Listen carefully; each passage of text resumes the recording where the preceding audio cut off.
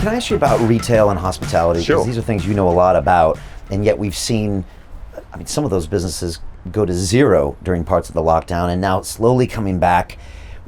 If people are in those businesses, or even the future of those businesses, I know you don't predict the future, but what can you say about how to do those businesses in the new COVID reality? Well, I think the COVID reality is all COVID has done is speeded up the progress into the robotic world, if you like. We're living in a very, very high-tech world, and it's going to get more and more so. And we've had 10 years of software. I think robots will be the new software, if you like.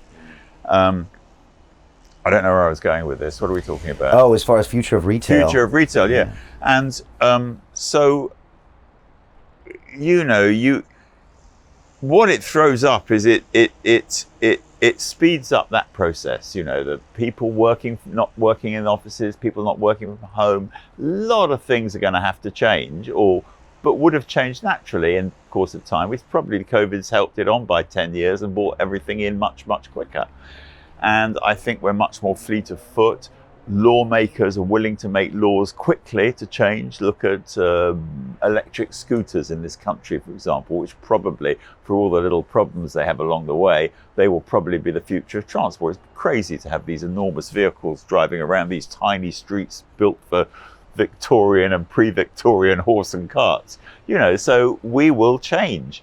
But most people, luckily, are extremely slow to change, both in business and as consumers. Unfortunately, for people like myself, we can see it. We can see that that's going to be the world of the future. So you can change. But the other thing is that in the hospitality area, for example, certainly in restaurants and food supply, and certainly in the fast casual area, but all over it, there's a vast oversupply. Everybody and their mum, including myself, I surrender, started a restaurant because I couldn't think of anything else to do at the time. For me, pure desperation. I'd been in lots of different businesses, restaurants, I know about that, I'll do one of those. I was lucky, I worked hard, but I was lucky. So there's far too many. So there's a culling which would have happened anyway. And those people who are culled and find themselves in difficult situations will, if they're the right people in this world, will dust themselves up, get off and learn from their experience, and there will be another opportunity. You can keep going in your 60s, you can reinvent yourself in your 30s, 40s, 50s, 60s, 70s. There's lots of time. There's a lot of people starting businesses in their 70s, even in the 80s. One of those guys a Canadian guy started one of the big newspapers in his 80s.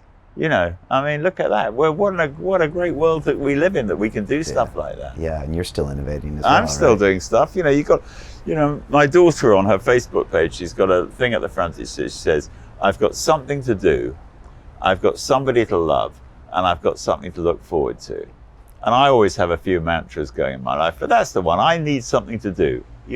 I can be a bit still and not do stuff as well. I've learned that in later life. That's a very difficult one to learn. But I need something to do and something to do. I'm at my happiest when I've got a piece of paper and I'm sketching or drawing. I draw and designing and getting people enticed into my lair of new ideas and enthusiasm. And I'm lucky enough I got somebody to love. I've got a few people to love, in my life. And I've got things to look forward to. So that if you got those simple things, just follow that.